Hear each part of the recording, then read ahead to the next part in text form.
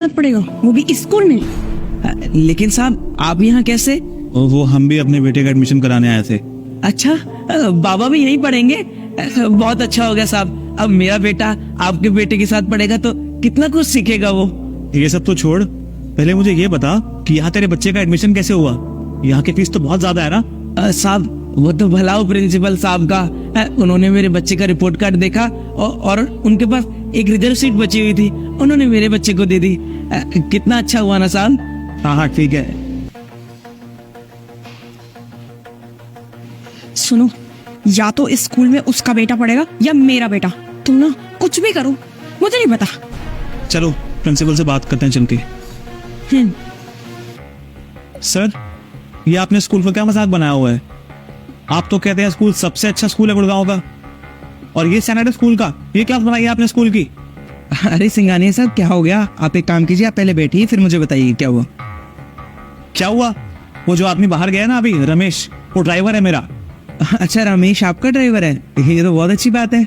क्या अच्छा है इसमें? अब हमारे ये दिन आ गए हैं क्या कि हमारा बच्चा एक ड्राइवर के बच्चे के साथ पढ़ेगा? अब कैसी बातें कर रहे हैं सिंघानिया साहब? पर सर आप तो ये बात कहा करते थे कि स्कूल में बहुत ऊंचे ऊंचे खानदान के और अच्छे खानदान के बच्चे पढ़ते हैं, लेकिन मैं क्या देख रही हूँ, उस ड्राइवर की औकात है कि उसका बच्चा हमारे बच्चे के साथ पढ़े। आपने सोचा है कि हमारे बच्चे पे इसका क्या असर पड़ेगा? हाँ सर, आपने एक बार भी नहीं सोचा उस ड्राइवर के बच्चे को एडमिशन देते हुए कि इस स्कूल की रेपुटेशन और स्टैंडर्ड के बारे में? सर अब हम डिसाइड कर लीजिए कि आप चाहते हैं आपके स्कूल में हम जैसे लोगों के बच्चे पढ़े या लो स्टैंडर्ड वाले लोगों के बच्चे। आप लोग एक मिनट रुकिए, वो जो बाहर भाई साहब अभी गए उनको बुलाइए। आपने बुलाया सर? हाँ बैठो जरा। रमेश, तुमने मुझे बताया नहीं कि तुम सिंघानिया साहब के यहाँ पे ड्राइवर हो। सर क्या हो सर, कुछ गलती हो गई क्या सर? नहीं, गलती कोई नहीं हुई है, लेकिन इन लोगों का मानना है और शायद अब मुझे भी यही लगता है कि कुछ लोग डिजर्व नहीं करते हैं कि उनके बच्चे यहाँ पर पढ़ें, इसलिए मैं इनके बेटे का एडमिशन कैंसिल कर रहा हूँ। सर आप भी क्या बात कर रहे हैं? हमारे बेटे का एडमिशन कैंसिल? जी सिंघानिया साहब, सही सुना आपने। मैं नहीं चाहता कि मेरे स्कूल में ऐसा कोई भी बच्चा पढ़े जिसके पेरेंट्स की सोच आप जैसी हो।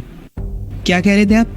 हैसियत? सिंघानिया साहब भूलिए मत, ये एक स्कूल है और स्कूल को ना मंदिर का दर्जा दिया गया है, और आप चाहते हैं कि यहाँ पे मैं भेदभाव करूं? अरे शर्म कीजिए सिंघानिया साहब। और ये आप जैसे लोगों ने क्या लगा रखा है, अमीर गरीब अमीर गरीब। हमारे बच्चे यहाँ पढ़ेंगे, उनके बच्चे वहाँ पढ़ेंगे। विद्या पर सबका बराबर का हक होता है, और अगर सब लोगों की सोच आप जैसी होती ना तो आज किसी रेहड़ी वाले रिक्शा वाले के बच्चे IAS IPS ऑफिसर नहीं बनते।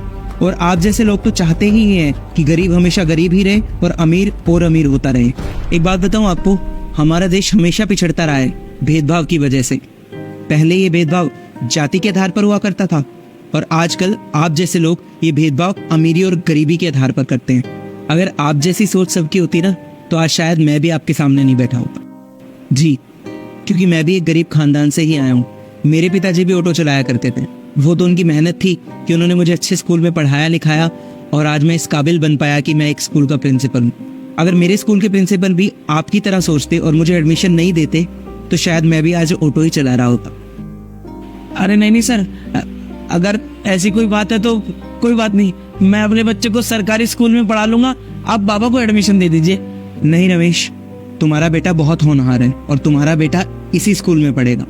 और सिंघानिया साहब, आपको मैं एक बात कहना चाहूंगा, या तो आप अपनी सोच बदलिए या फिर आपको अपने बेटे का स्कूल बदलना पड़ेगा, क्योंकि मेरे स्कूल में सब लोगों के बच्चे एक साथ ही पढ़ेंगे। आप जा सकते हैं।